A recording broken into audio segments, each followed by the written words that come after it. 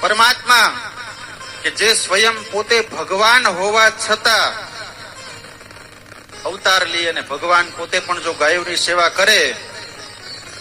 તો આપણને તો મનુષ્ય અવતાર સ્વરૂપે આ સેવા કરવાનો અવસર મળ્યો છે. તો અવસરને આપણે ક્યારેય ચૂકવો ન જોઈએ.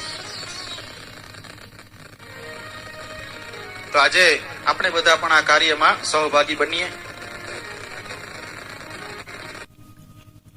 અત્યારે તો આ ભારત દેશની અંદર નવ યુવાનો પણ એટલા જાગૃત થયા છે કે ગૌ હત્યા થતી હોય તો એને રોકવા માટે અનેક પ્રયાસો કરે છે. એવી જ એક સંસ્થા કે જે જયપુર નિવાસી અશોકભાઈ શર્મા કે જેને એક સંકલ્પ લીધો કે મારે ગૌ માતાને રાષ્ટ્રીય ગૌ માતા તરીકે જાહેર કરે અને આ ગૌ માતાનું પાલન યથાયોગ્ય રીતે પૂર્વ પુરાણે જેમ ઋષિ મુનિઓ કરતા હતા એ રીતે ગૌ માતાને બધા માનવા લાગે અને એવી એને એક સંસ્થા બનાવી કે જેનું નામ બજરંગ સેના. આપણે બધાય એક સંકલ્પ લઈ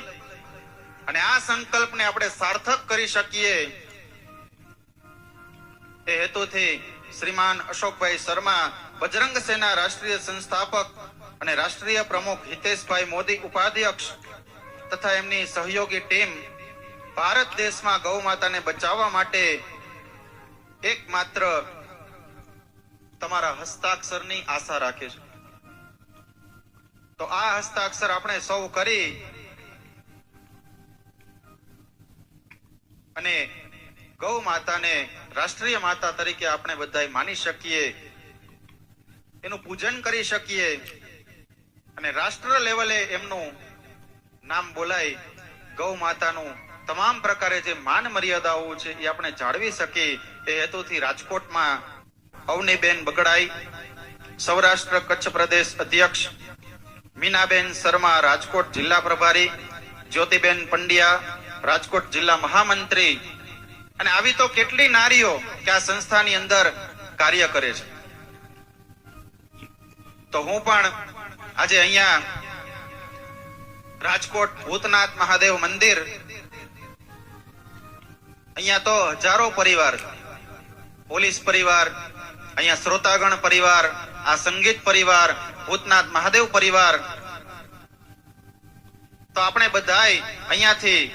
એક પ્રણ લઈ અહીંયા વ્યાસપીઠેથી હું એટલે કે વક્તા રાજેશભાઈ ત્રિવેદી થોરિયાળી વાળા, હું પોતે પણ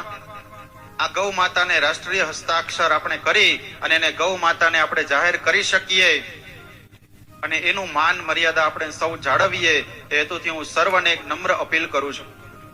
કે આપણે બધા આ અભિયાનમાં સામેલ થઈ અને આ કર્મને, આ કાર્યને આપણે સાર્થક કરીએ એ હેતુથી હું પણ આ સદસ્યતા અભિયાનમાં હસ્તાક્ષર કરવા માટે તૈયાર છું. અને આપણે સર્વ પણ આ ગૌ માતાને રાષ્ટ્રીય જેને કે ગૌ માતા તરીકે જાહેર કરી શકીએ એ હેતુથી આપણે બધા પણ આ અભિયાનમાં જોડાઈએ એવી હું બધાને નમ્ર અપીલ કરું છું. બોલો ગૌ માત કી જય. તો અહીંયાથી એક નોટબુક બેન આપે છે, મીનાબેન, એમાં હું તો અહીંયા સાઇન કરી દઉં છું, પછી દરેક લોકો પોતાની જવાબદારી સાથે એમાં એક સાઇન કરી દો. કેમ કે આજે આ ભારત દેશને જો ટકાવ્યો હોય, ભારત દેશ આટલો આગળ જતો હોય તો ગાયના આશીર્વાદથી, બેનના આશીર્વાદથી, દીકરીના આશીર્વાદથી, બ્રાહ્મણોના આશીર્વાદથી અને જે વ્યક્તિ આ ભારત દેશની તમામ પ્રકારે રક્ષા કરે છે એમના પોતાના આશયથી ભારત દેશ આજે વિકાસમાં મોખરે છે.